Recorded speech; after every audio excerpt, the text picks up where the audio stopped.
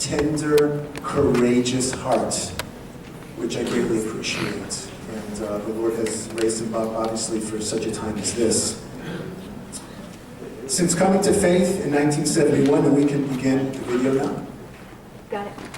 All set? Awesome team back there. Awesome team.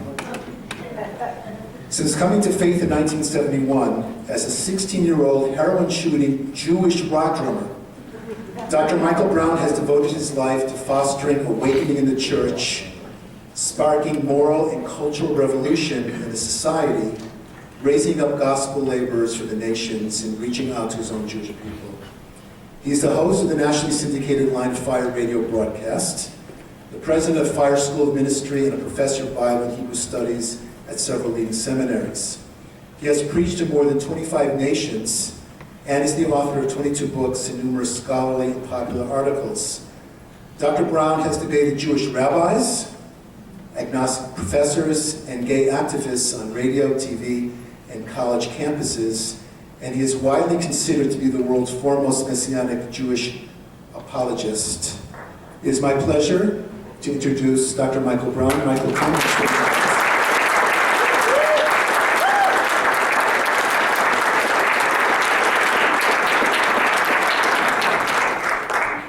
I'm glad to see all of you here tonight. And I noticed there was a conspicuous gap in the bio you read there. Said heroin should be left out, LSD using.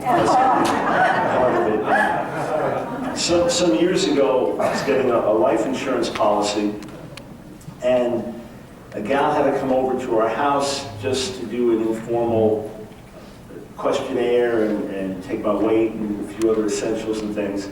So she's going through this questionnaire and, you know, do something with this illness, this, no, you know, good there. And then she's got this thing, you know, have you ever used any illegal drugs? And I said, yes. And so it's got this list. I mean, it's a comprehensive list. You know, and for those, you know the saying, if you remember the 60s, you weren't there. So some understand that. So I began to, you know, check, you know, marijuana, yes, hash, yes, amphetamines, yes, barbiturates, yes, speed, yes. And it was detailed, LSD, yes, mescaline, yeah. Now, as it's going on, this poor gal starts shaking. As she's, you know, cocaine, heroin, yeah, I know, I see she's actually shaking. And she said, date of last use, I said, December 17th, 1971. She goes, oh. She goes, you know the date? I said, it's kind of a well-known story, actually. But thank God for his mercy and his grace and his goodness. Thank you, Pastor, for hosting us here. And thank you, Jacob, for leading us in worship. I knew this was kind of just joining our hearts together before I speak, but we really could have gone somewhere. So thank you for doing that. And I just want to put out a caveat here. You have now met Stuart Gittleman, Jewish believer in Jesus. Some of you have heard Scott Volk, Jewish believer in Jesus. Don't be misled. Most of us are not so nice. We tend to be a bit more pushy and obnoxious and things, so don't be misled. Don't let Stuart and Scott be your guidelines, otherwise you will be surprised. And I did notice, even though I live in the greater Charlotte area, I noticed driving up and talking to some people on the way in, I'm very discerning, and I noticed from the accents that I was not in Manhattan. So I'm glad to be with all of you. Now, real quick, before I get into my talk, just curious to know how you found out about the meeting tonight, because I had no idea when Stuart and his wife invited me to be part of this, who would be here, what to expect. So just curious, how many of you came here because you got an email or notice from the Gittlemans, and that's how you came here? Okay, wonderful. I mean, just we want the primary way, okay? How many of you came here because you heard about it through the church here? Okay. How many of you came here because you saw me announce it on Facebook? Okay. How many of you came here because you heard me mention it on radio? All right. How many had an angelic visitation?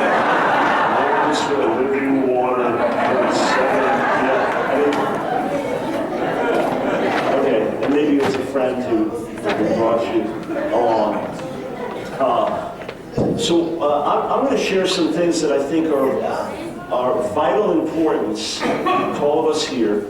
After doing that, we'll receive an offering to help with the ministry work that we do. We really are on the front lines on quite a number of vital situations, and by God's grace function as a voice of moral, cultural, and spiritual revolution. We are on national talk radio, a total of 2 hours a day, but there's only one part of the country that gets 2 hours live on radio, and that's the greater Charlotte area. In fact, Dylan, if I can just have those bookmarks to hand out, just want to give you bookmarks that will connect you with our ministry and the general website, because every week we're posting at least 2 or 3 new relevant articles on key social, moral, spiritual issues.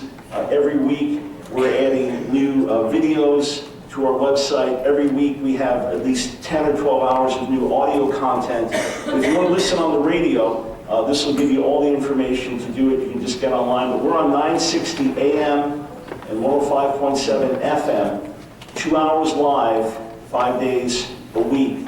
And as you give tonight, you'll be supporting us in that ministry work. If you have your Bibles, I want to turn to 1 Chronicles chapter 12.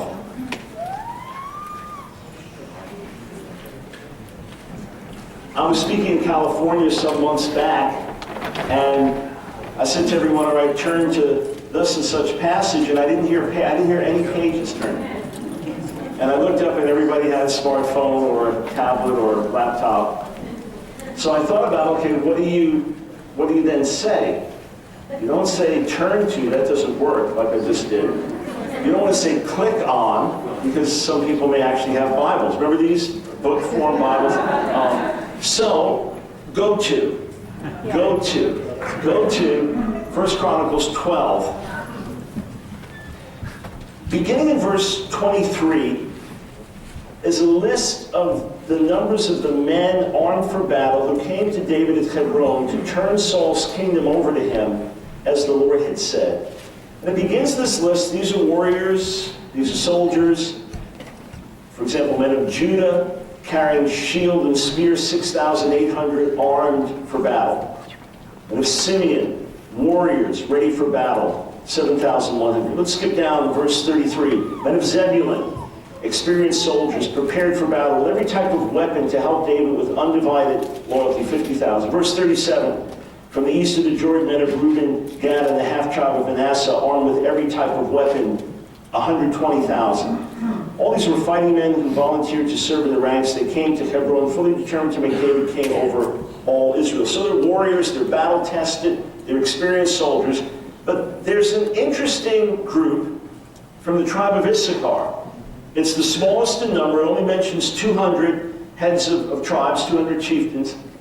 And it doesn't mention them being battle-tested. It doesn't mention anything about their skills in war. But they may have been the single most important element of the army. Verse 32, men of Issachar, who understood the times and knew what Israel should do. 200 chiefs with all their relatives under their command. They understood the times and they knew what Israel should do. I want to speak to you about understanding the times, engaging the times, give you a perspective on what we're really facing today. Then we'll stop, we'll receive an offering, and then I'll come back for a time of Q&A that you can ask further questions that relate to what I've spoken of or random things that you wanted to ask as time permits.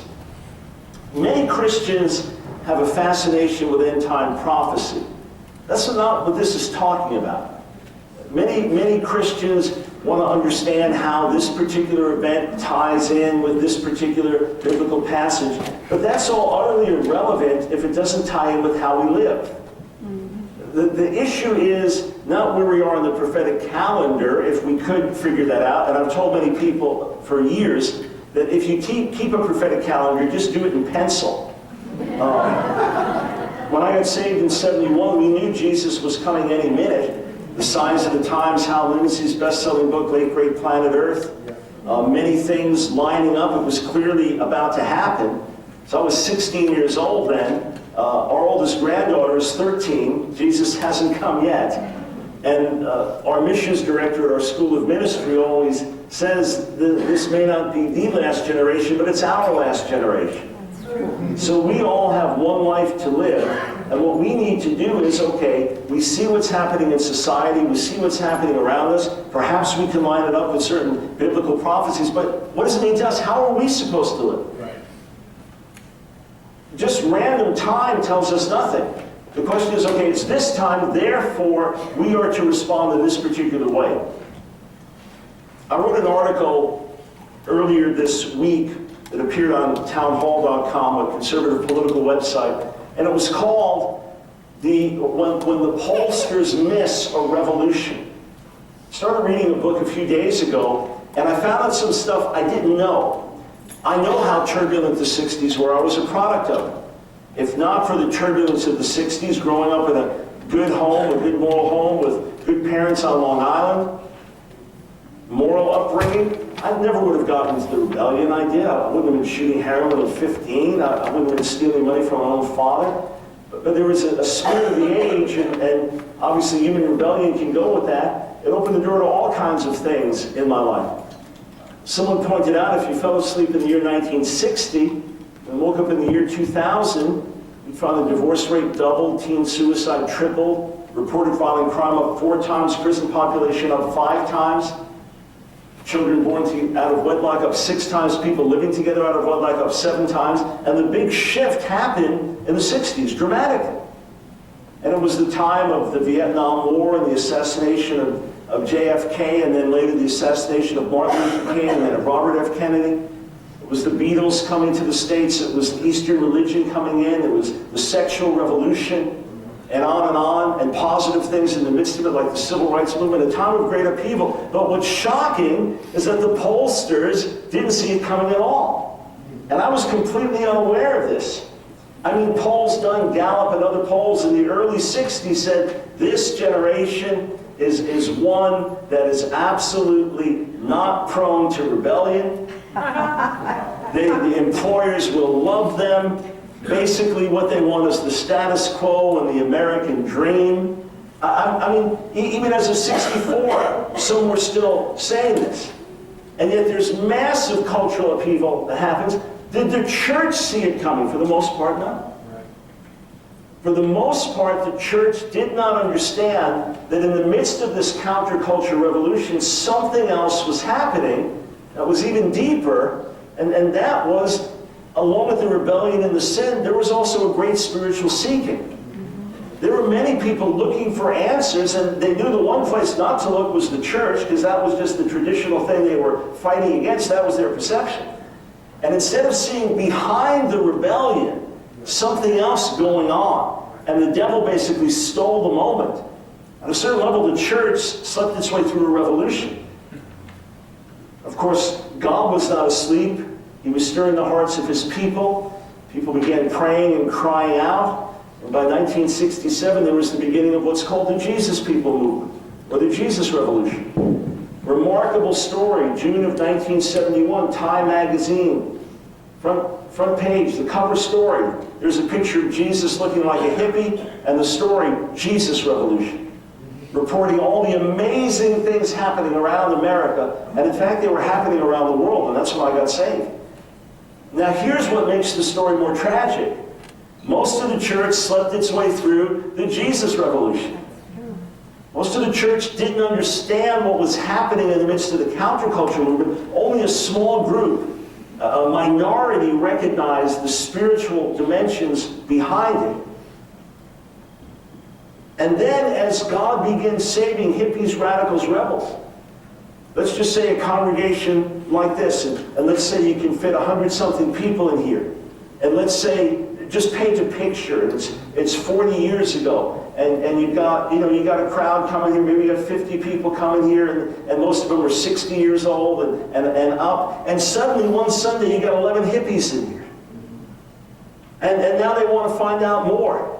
And they come in there with their beads and barefoot and all this and smelling like drugs, and they're now coming to your Bible study. It would get your attention. Something's going on. This was happening all over America. And yet very few pastors recognize this is a harvest. God's doing something supernatural. Very few really understood it. And of course it was in the days before we had all the networking and instant communication, because now, everybody would find out at the same time what's happening. Maybe it would dawn on us some more. But there was a failure to grab hold of the moment, because of which many that came to faith at that time didn't stay with it long time. And I mean, they may have gone on for a few years, but then they lost their way. There was a lack of fathering. There was a lack of new wineskins for the new wine. There was a lack of real discipleship taking place. That's what I saw happen with dear friends of mine that either led me to the Lord or came to faith after me. That many started well, but then didn't have that fathering and shepherding and right environment to help them through their struggles and answer questions, and they were gone. I've said for years that we cannot afford to sleep our way through another revolution. And sadly, what's been happening now is rather than sleeping our way through the current revolution, we are just capitulating. We are just throwing in the flag to avoid conflict. There are other scriptures, many scriptures, that talk about the importance of seizing the moment. Today, if you hear his voice, don't harden your heart. Psalm 95, quoted in Hebrews 3. Isaiah 55, verses 6 and 7, seek the Lord while he may be found. Call upon him while he's near. Let the wicked forsake his way, and the unrighteous man his thoughts. While he's moving, seek him while he's near. Hosea 10:12, the prophet urged the northern tribes of Israel, it's time to seek the Lord until he comes and rains righteousness down on you. There's a seed, you can still repent, it's not too late, but they didn't when judgment came. Zechariah 10:1, people of Israel are urged, ask the Lord for rain in the time of spring rain. There's a season for rain. The society needs it. Pray for them. Luke 19, Jesus weeps over Jerusalem. Why? He didn't understand the time of visitation. This was your moment, and you missed it, and judgment's coming. I mean, think of it, the temple was destroyed then, and it's never been rebuilt to this day. What time is it? It reminds me of a story preached in Italy many times. I got saved in an Italian Pentecostal church in Queens, New York, a logical place to bring a Jewish hippie, rock drummer, rebel. I went there to pull my friends out, and God saved me there. And I think it's just been part of my debt that he wants me to repay, that I've ministered in Italy 21 times and made the sacrifice of eating Italian food in Italy. But I was staying with some folks once, and they didn't speak much English, but they were telling me a story about one of their friends, an elder, one of the churches, very zealous. He had learned a little English, very little. And they were praying for a man one day, this husband and wife I was staying with. The man was demonized, and he fell to the floor, like in the biblical accounts, and he's laying on the floor, and they're praying over him. And this other brother comes in, very zealous, who learned just a little English. And somehow, he thought he needed, as Jesus did with the Gadarene demoniac, to find out the demon's name. Oh. And if he could find it out, he could cast it out better. And somehow he thought if he could do it in English, it would be even more powerful. So with this poor demonized man laying on the floor, he stood over him, and in the fervor of the moment, with the little English he had, it didn't come out the way he wanted. He was trying to say, what is your name? That's what he wanted to say. Instead, he stood over the man, who didn't understand English anyway, and began to yell, oh, what time is it? Oh, what time is it? It's always stuck in my head. What time is it? But I feel like it's a question that we need to be able to answer. Yes. What time is it? Do you know in just about a 10-year period that the number of people in America identifying as Christian, doesn't mean they're all Christian, but identifying as Christian, went from 85% to 75% in the last 10 years. You say, well, what happened to that other 10%? Do they now say they're agnostic or atheist? A few. Some did, sure. but the majority just say we have no affiliation. They're called the nuns, as in N-O-N-E. That they simply have no affiliation. They have been turned off to church life as they know it. They have not necessarily gone somewhere else, but they have just dropped out. We have had the aggressive assault of what's called the new atheism, which we may look at and say, the same old arguments, or who are these guys, or they're lost, or pray for them, but they have an effect especially on the younger generation. And the younger generation has also reacted against the religious right as if politics and church go hand in hand. And they reacted in such a way where they have sided with a certain cause, but not necessarily based on truth. We were in Pensacola, Florida for 7 years, 96 to 2003. My wife and I, from New York, Long Island originally, spent our first 30-something years there, preached countless times in the New York area, always have a heart for that, 3 million Jews there as well for Jewish outreach. We were praying with our team, and I really wanted to get back to the northeast, and we were praying about where God was calling us in Pensacola, and he said, go north, North Carolina. So that's as far north as we made it. And we've been in the greater Charlotte area and blessed to be here since 2003. It was in 2004 that one of my colleagues was invited to attend a gay pride event in Charlotte. And I was ministering in England at that time. And again, I'm thinking, maybe naively, but it's still Charlotte, it's still North Carolina, still part of the Bible Belt, certain level. It's not like the Northeast, it's not like California. My friend came back just shocked with what happened in the event. In those days, it was much more vulgar and in your face than it would be today. And when he came back and talked to me about this and what happened in the event, I began to get stirred, as if I lived here all my life. I just began to get stirred with this feeling, not in my city. And then the Human Rights Campaign came in. They are the world's largest gay activist organization, a budget of about $45 million annually, just devoted to one cause and one cause only. And they came in for their annual fundraising dinner in Charlotte, and I think it was $175 a plate, maybe 1,200, 1,300 people, room for that. They sold the place out. And they were hailed, they were heroes, they were supported by the big banks, Bank of America and Wachovia then. Major companies throughout the city lining up to fund them and sponsor them and celebrate them.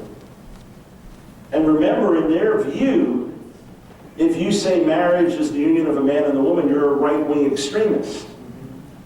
As I began to see this, God began to burden me about the subject. Now please understand, God's called me to be involved in controversial areas. As a Jewish follower of Yeshua, as a Jewish believer in Jesus, you're in controversy from the first day you're saved. And then being in the midst of a true revival movement, there's controversy. I've said many times you can have controversy without revival, but you can't have revival without controversy. So I'm used to being in the midst of controversy. And God often calls me to take on difficult areas and challenge different things. The debates I've done for years, that's always controversy surrounding them. But my plate was totally full. Between Jewish ministry we were doing, between preaching and ministering stateside to stir hearts for revival, between traveling to the nations. I've been on overseas ministry trips, probably 130, 140 different trips around the world. Between teaching in our ministry school, raising up, sending others out, plus I'm a visiting or adjunct professor at 3 or 4, sometimes 5 different seminaries at once, and I'm writing all of the time. So my plate was totally full. I was not looking for something to tackle, and especially something that I knew if you go near this, all hell breaks loose against you. The moment you address this, you will be demonized and vilified. You will be branded a bigot. You will be branded Nazi, KKK. You will be attacked in the ugliest ways. as much as I am called to controversy, I was not looking for something else. Plus, I knew that when it comes to the issue of homosexual activism, that there are plenty of fine family ministries. And there are folks like the Dr. Dobsons and others that have been speaking for family values and morality and sexuality and tackling these issues. You don't need another person. See, with Jewish apologetics, it was one thing. When I got saved, I had nowhere to go for answers. When I got saved and started to meet with rabbis and they challenged me, I barely knew any Hebrew then, virtually none. That's why I ended up getting a doctorate in Semitic languages from NYU, and that's why I devoted so many years to writing 5 volumes on answering Jewish objections to Jesus, is that the material wasn't there. But I knew that there were plenty of people on the front lines with this already, so I began to understand as God called me into this, that it must be an urgent, critical issue. That there must be something very major. Martin Luther, over the years, said and did many good things and many bad things. If you know the history with the church and Martin Luther and the Jewish people, there's some serious issues there. I always have to say that as a Jewish believer, for conscience sake. But he had some incredible spiritual insight and penetration, and he basically said this: where the battle is raging, that's where the loyalty of the soldier is tested. Then you can be a superhero over there, but if the battle's raging there, that's where you need to be. You might be super courageous, taunting the enemy over there, but when they have all their troops and your men are getting cut down on the other side, that's where you need to be. And God gave me a clear word of calling with regard to the issue of homosexual activism, which I understood years back, and which every day that goes by becomes increasingly clear, is the principal threat to freedom of religion, speech, and conscience in America. Is 100% unavoidable, and whether you want to deal with it or not, you will be dealing with it. And as many as you may have voted for the marriage amendment, which passed 61% to 39%, that is absolutely not secure, and it probably be any day now before it gets challenged in courts, as it is around the country.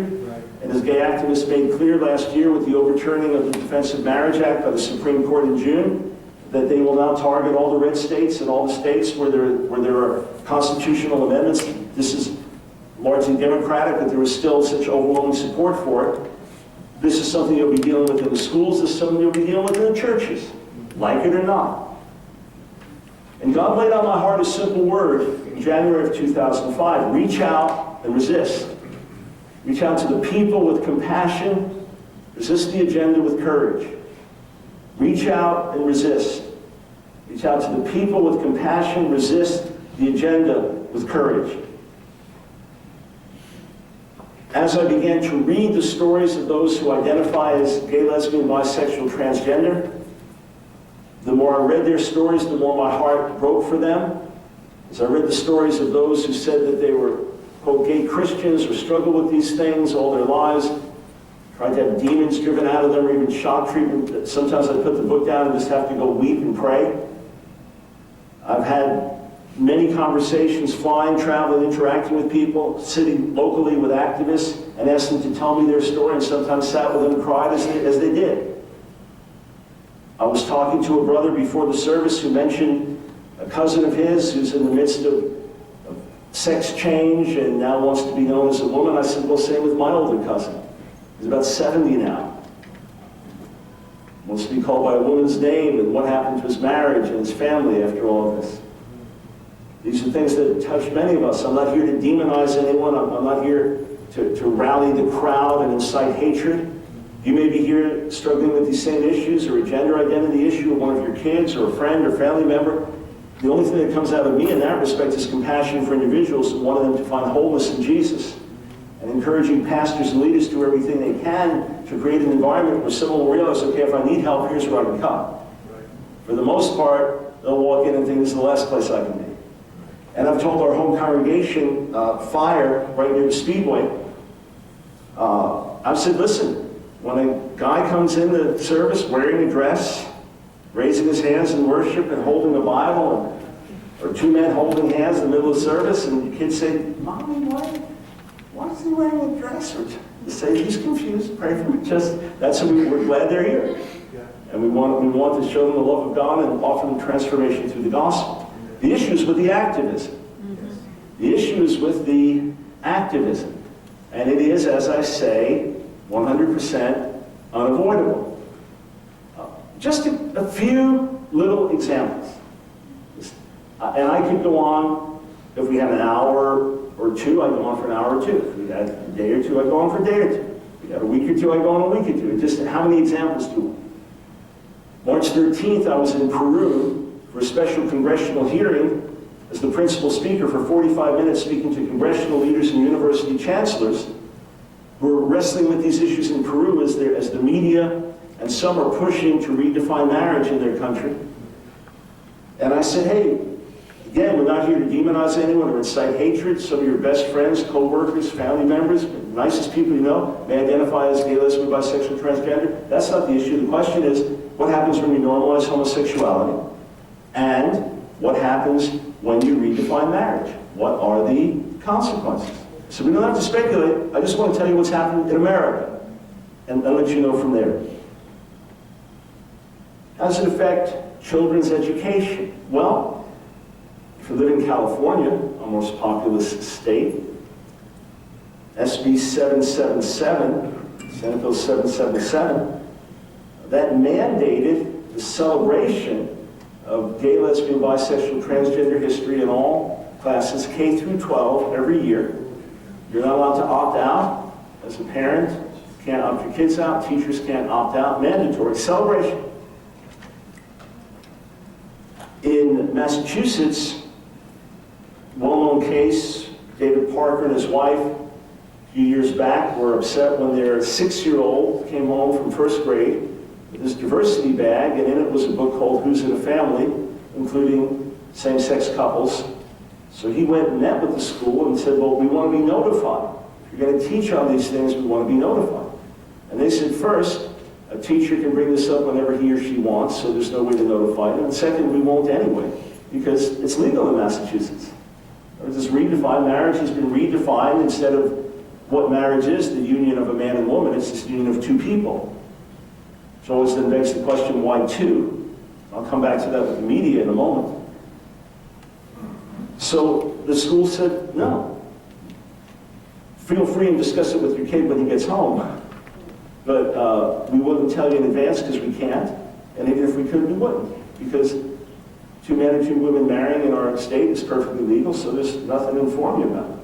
So they fought it in the courts. And it went all the way up to appeals courts, so just stopped short of the Supreme Court. So the Supreme Court declined to hear the case. The judge ruled it is more important to teach, quote, diversity than to honor the requests of the parents. The will and the requests of the parents are overturned so as to teach kids about homosexual activism. That's more important. AB 1266 passed in California, so it is now the law, and this is actually in other places as well, but it's the official law in California, that any child can use the restroom of his or her choice.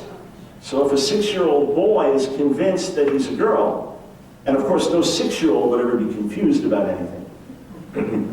Sorry, by the way, I'm a New Yorker, with sarcasm flows in my blood. Just imagine that was sarcasm. All right? So if a 6-year-old boy is convinced he's a girl, if he feels that way, my heart goes out to him and his family. We need to do what we can to get to the root of those issues and help the family. But in California, if a 6-year-old boy is convinced he's a girl, he uses the girl's bathroom. Or vice versa. No, it goes further though. That's been around for a while. The new thing is that if, say, a 17-year-old boy is convinced he's a girl, he can play on the girls' sports teams and use the girls' locker room. You say, well, surely that's not going to happen. It's already happened. It's already happened within the last 6 weeks. The young man who played, he's a man. I mean, he's a man. He's physically, biologically a man. He's born a boy. There's no ambiguity. We're not talking about someone where it's ambiguous or there's some physical issue. He played in 9th grade. As a freshman, he played on the baseball team. Now he's convinced he's really a girl, so he plays on the girls' softball team and uses the girls' locker room. This is normal in California. I'm not sure if you're aware of this, but it is official Girl Scout policy. Girl Scouts. That if a boy identifies as a girl and presents himself as a girl, he can join the Girl Scouts. This is national policy. And of course, the Boy Scouts have now reversed their policy and said that openly homosexual boys can be Boy Scouts. So remember, no one was asking about their sexual orientation, and they didn't have to volunteer. Just be a kid. Just be a kid like everybody else. Don't make anyone else uncomfortable. Just, you're welcome to participate. Right. Not only is that the case, Walt Disney. Remember Bambi, Mickey Mouse? Walt Disney Corporation has given the Boy Scouts of America a mandate. If they do not change their policy by 2015 and allow openly homosexual Boy Scout leaders, they will withdraw their funding. Walt Disney. I've had people writing to me shocked. They're watching Walt Disney Channel and children's program, and they introduced the same-sex couple, 2 moms. All right here in Charlotte area, in Charlotte itself, there's a nursery school. So preschool for 4-year-olds, the teachers there are not allowed to address the children as boys and girls because that would be making a gender distinction. They're required to call them friends. You drop your kid off there from preschool. I know it because one of our students from our ministry school, Fire School of Ministry, taught there and ultimately had to leave. She was required to read books to them, like Heather has 2 mommies and my 2 mommies and me and stuff, and when she skipped over them and she was asked why she was skipping over them, that's one of the reasons she ultimately left. I was asked to give a talk a couple of years ago in Boone. So, a little bit further out from the city, a little bit more rural. The closer you get to bigger cities, the more liberal the ideas often are, the more sexual experimentation and things, the more rural, the less so. It's obvious reasons for it. So I'm out in Boone. I was asked by a group of pastors to address these issues.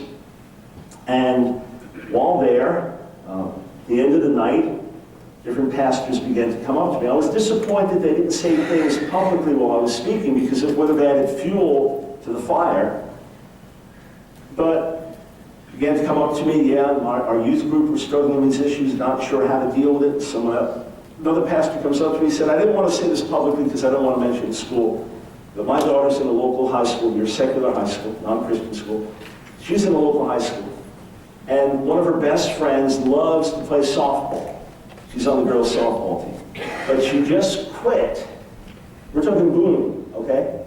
She just quit because she's the only non-lesbian on the girls' softball team. We may say, we don't have to deal with this, we don't want to deal with it. These are realities. There was a case last year in rural Georgia. Again, not talking big city, not talking Atlanta, rural Georgia. There's a woman, gave birth to her child, then determined that she was actually a man and not a woman, so she went through whatever changes to now become a man.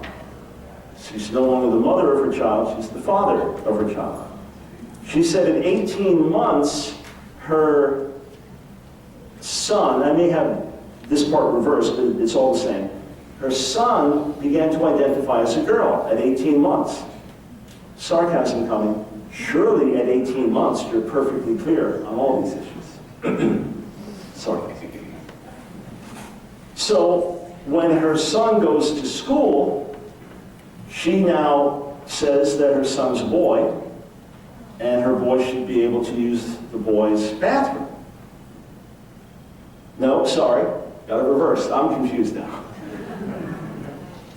Her son, who she said was her daughter, or shall I say his son, who I said she was daughter. No, okay, you're laughing, but hang on. It's sad, it is laughable. I don't know if you follow this. How many of you use Facebook? Okay, good number of you. If you live in America, Facebook, I think 160 million users, you can now customize your gender. No, I'm dead serious. I wrote about this a couple weeks ago. You now customize your gender because male and female is too constricting. So you can now pick from, are you ready for this? 50 different ways to describe your gender. Wow. Including 10 simultaneously. This is all serious. And the gay activist organization that was supporting this said it's not comprehensive, but it's a good step in the right direction. No, we're talking, this is dead serious stuff. And our president, for whom we pray, and many of our political leaders are absolutely behind this and championing this. So the mother/father says that her son/daughter should be able to use the girls' bathroom. Well, the kid's using the girls' bathroom, but the other little kids are ridiculing, it's like 7, 8-year-old kid. So the school comes up with a special policy. This is rural Georgia. They have one bathroom for the faculty. So they let this little kid use the faculty bathroom. However, the mother/father was not satisfied with that and sued the school. In Sweden, they have now devised a new personal pronoun, hen, pronounced like chicken hen, hen. So you don't have to say he or she, you can now be gender neutral. The school systems have been charged with de-emphasizing gender so as to not make gender distinctions between boys and girls. Parents are being encouraged to pick boys' names for girls and girls' names for boys to overcome the gender distinctions. And on top of it, Toys R Us has a big toy company there in Sweden. It's the biggest in Sweden. And there were people called transgender who complained about the gender stereotype.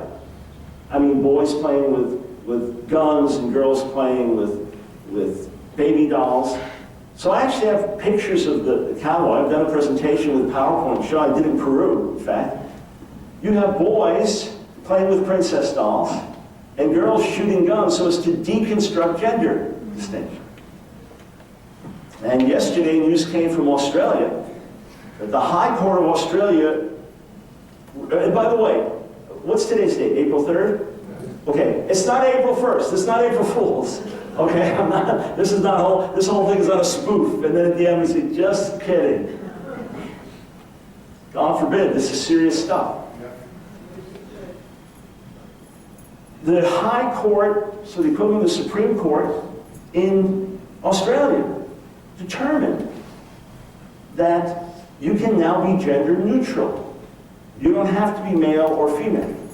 You can now officially be gender neutral. There's a man who was convinced he was a woman. He had sex change surgery. That didn't resolve his internal issues. So he has fought for years to be recognized as not a man, not a woman, but neither. Officially gender neutral. And the court unanimously said we now have a new category. We have male, we have female, we have neither. And in the newspaper reports referring to this gentleman, who goes by the name of Nori, I think, the pronoun them and their is used. That's the only way to, because he's not male, he's not female, so you have to find another way to describe it.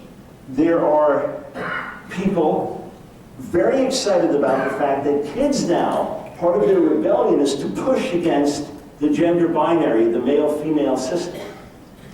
And they will quite freely, I was listening to some interviews on National Public Radio that our radio producer excerpted for me, some of the transcripts, where some of the college kids will show up as male at one event and female at another event, and some would rather not even identify by human categories.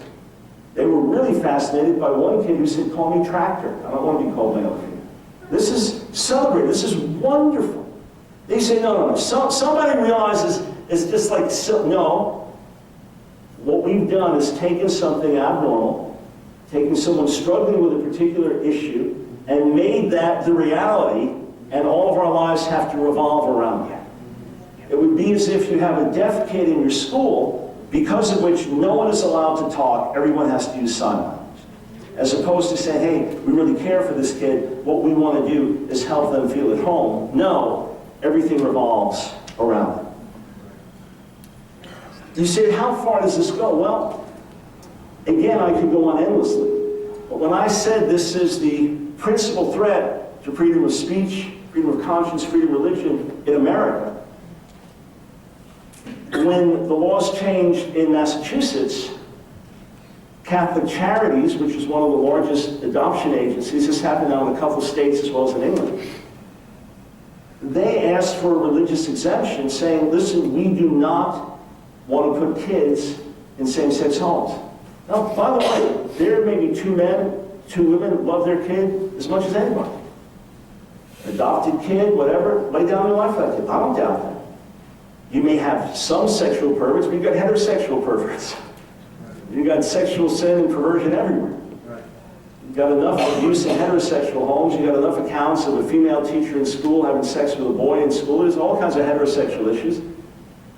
You may have a higher percentage of promiscuity in the homosexual community. Fine, I understand that. I'm not doubting that the kids are not loved by most of the parents. But we recognize that you don't want to, as followers of Jesus in the Catholic Church, not want to put kids in a home with 2 moms or 2 dads. And you thereby guarantee that the child is in either a fatherless home or a motherless home. Nor does the child ever get to see how a husband and wife relate, nor do they ever get to see what a normal household that can reproduce would look like. This is now the norm. So Catholic Charities just asked for religious exemptions so that they would not be required to place children in same-sex homes. They were refused that exemption, so they went out of the adoption business. This happened in several places. There's case after case after case now of Christian businesses facing prosecution from the attorneys general. Our own attorney general, Mr. Eric Holder, said publicly to the other attorneys general, if you don't agree with this law, you don't have to defend it. They're appointed to defend the laws. He wants to now make it equivalent to segregation laws or other racist laws. There's no connection. Black is not the, excuse me, gay is not the new black. To make homosexual activism the new civil rights movement is an insult to African Americans and their history, and it's a complete misreading of the situation. It's a hijacking of something. That's right. But it's perceived as the new civil rights movement. So you have a basketball player who announces that he's gay and he gets a call from the president. He's the new Jackie Robinson. I mean, think of that. A man comes out and says, I am attracted to other men, and he becomes a national hero.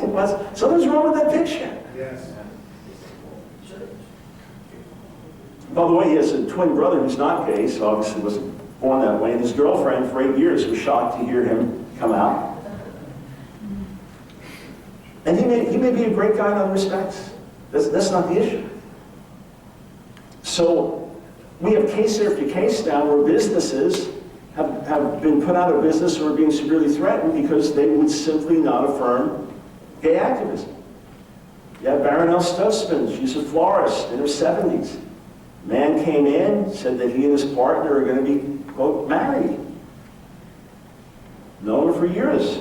There's no one else we want to do our flow arrangements other than you. Christian woman. She's had gay men work for her. Plenty of gay customers. That's not the issue. The issue is you're now going to make a flow arrangement for 2 men, or like Elaine Photography. You're now going to be asked to photograph 2 women in a lesbian commitment center. You're going to pose them. You're participating actively. Or Sweet Cakes by Melissa in Oregon, and you're gonna make the cake, say for Susie and Sally, and put their names on the cake, and put 2 female little mannequins on it instead of, in good conscience, can't do it. So Baronelle Stutzman took him by the hand and said, I love you, but I can't do this. Of course, she's going to court. But it's not just a matter of people taking them to court. It's a matter of the attorneys general saying you're guilty of discrimination. Right. You have no right to do this. You have no right to differ. There's a case now in Canada. And there are Christian leaders in Canada who have been forbidden for life to say anything public about homosexuality. You read scriptures about it. And if you read a scripture that speaks against homosexual practice, banned for doing it for life. unless, of course, they embrace it. There's a pastor in Canada, this just happened recently. He was asked to marry a couple, man, and he thought it was a woman's name. When he found out it was two men, he apologized. Since I'm sorry I can't do this, he refunded the fee they had paid them and was more than willing to pay for their transportation and expenses. But of course they decided to go to the Human Rights Council and sue him. And right now it's not decided how they're going to rule it. We don't know. But they could well come out and say you have to. The Archbishop of Canterbury in England has now said the Church of England should remove all barriers and all resistance to same-sex marriage, and we should walk in love and just do this. And if you dare differ, you will be vilified, mocked, slandered, accused, and for most, it's not worth the battle. For most, it's a peripheral issue. Why get involved? Why turn people off that want to come to our church? So what we basically do is stick our head in the sand. Right. Winston Churchill said appeasement is like feeding a crocodile and hoping it will eat you last.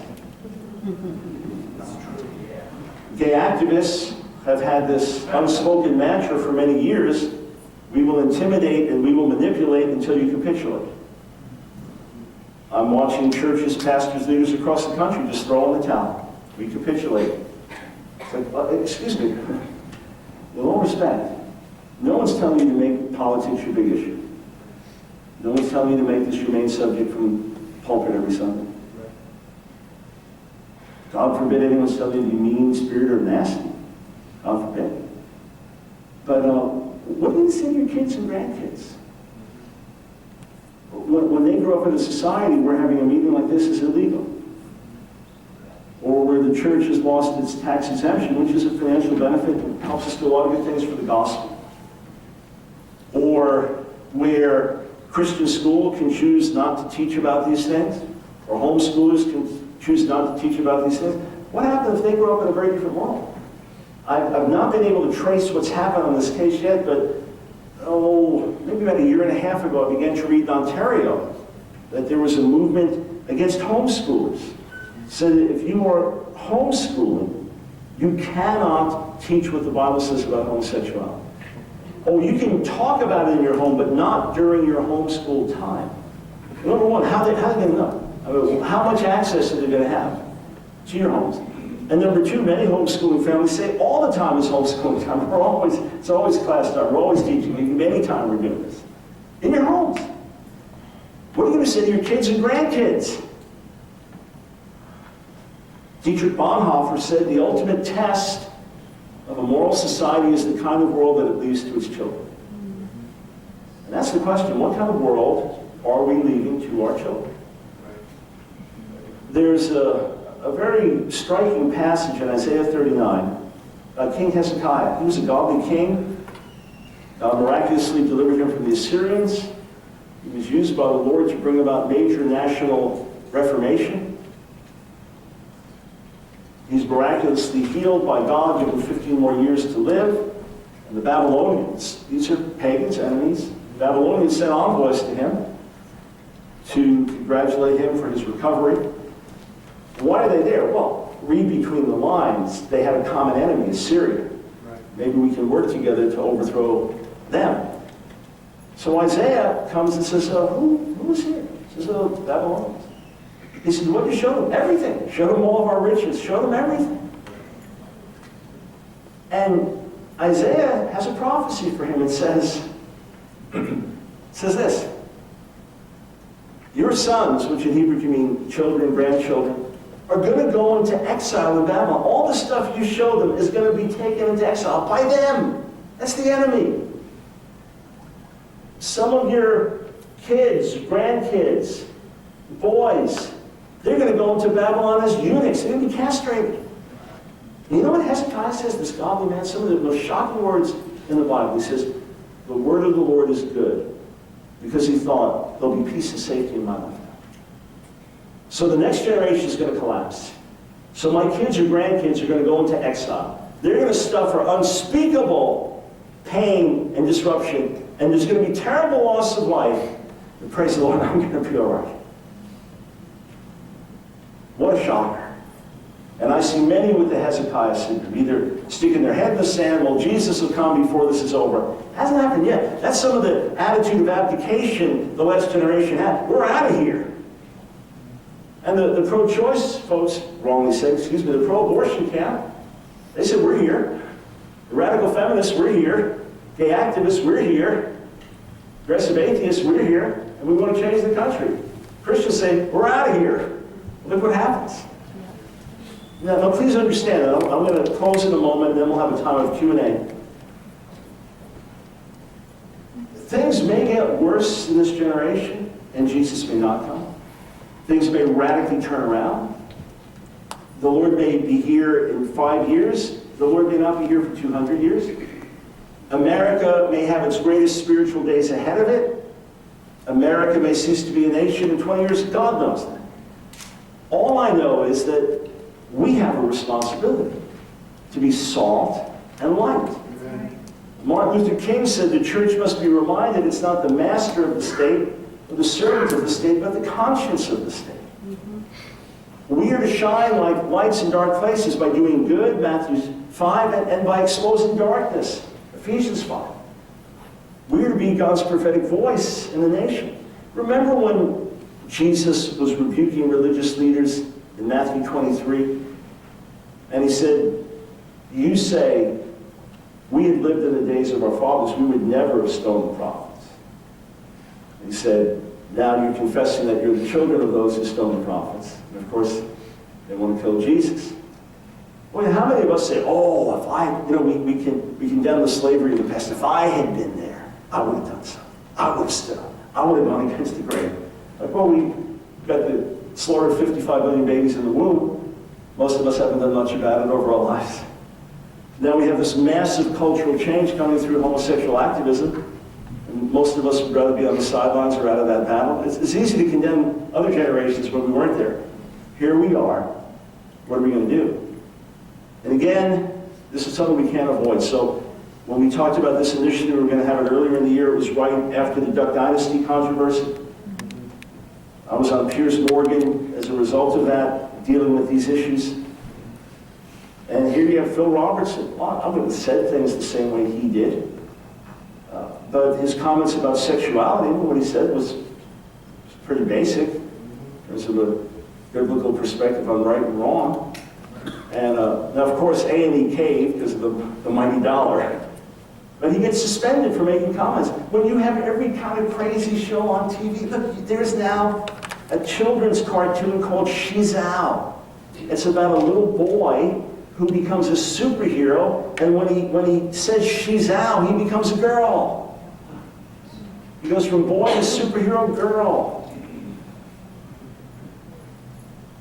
I don't watch these shows, but maybe you've got young teenagers that watch Glee and things like that. Watch. See what's actually on there. See what's being advanced. And if you haven't noticed, and again, I don't watch these things, but I track them. Some years back, Queer Eye for the Straight Guy, shows like that. And then on some of the cable networks, Queer as Folk and the L Word about homosexuality. Well, what are the networks pushing now? Big Love? Sister Wives? Newest show, My Five Wives, polygamy? This is being celebrated in Utah. A judge in Utah recently shot down part of the polygamy prohibition. Same shows, same networks that were celebrating homosexuality. What are they celebrating now? Married and dating, polyamory, multiple loving relationships. Right. And people watch these by the millions. According to Newsweek magazine a few years ago, there are at least 500,000 Americans involved in polyamorous relations now. So that could be 3, 4, 5, all different arrangements of people living together and married and dating and whatever. The good news is that God's ways are best, and that God's not perturbed or surprised. The bad news is that most of the church is still not woken up to reality. And what we need to do is we need to be even more serious about living for Jesus and the gospel than those are who have other values. Yes. I did a lecture at the Blumenthal Performing Arts Center back in 2007. We did 5 nights of lectures, and one of them was called What the Church Can Learn from the Gay and Lesbian Community. And one of the points was simply this, that we are, a lot of us go to church one day a week and then read the Bible, pray a little bit, and try to live a better life. That's not going to change the world. Going to service, even having a great service and hearing a great message and singing great songs, that's not going to start a revolution. That's not going to advance the Great Commission. Whereas you have someone who identifies as gay or lesbian, that's who they are. They don't go to a gay meeting once a week. That's who they are. For them, this is their life. This is being accepted. This is having the same rights as everyone else, and so on with others. What we need to do is make a determination that through getting our own houses in order, through godly living, through beginning to really seek the Lord for renewal and awakening, and then for being aggressive with the gospel, preaching the gospel, speaking the truth in love. The big issue is not homosexuality. The big issue is not atheism. The big issue is sin. Right. And the great answer remains the cross. Amen. That we need to be more unashamed of Jesus than the activists are of their causes. If folks can be out and proud of things that a generation ago were considered downright shameful, how much more should we be out and proud about the Savior? I'm encouraged because I know God's at work. I'm encouraged because I've been warning for years, and now it's becoming harder and harder to avoid the warnings. Last week, World Vision. How many of you follow that? Only some of you. We actually broke the news on my radio show before it broke in other news outlets. World Vision, premier evangelical Christian social agency for feeding the poor and helping the needy. The U.S. branch alone brings in over $1 billion. A lot of money. They made the decision, quote, so as to work for unity and avoid controversial issues. They made the decision to say that they would now recognize in the workplace 2 men or 2 women as married. That they would now redefine marriage and sanction homosexual practice in the workplace at World Vision. I wrote an article called The Apostasy of World Vision. It's gotten a lot of circulation. It's about to get more. Within 48 hours, under all kinds of pressure and outcry, and major donors put in their support, they publicly repented and apologized and said they were wrong. And I wrote another article saying, of course we forgive 100%, but they're going to have to regain trust, because this is big. Unavoidable. So for me, the bad news is the good news. It's like IRS tax. You've got to pay me now or pay me later.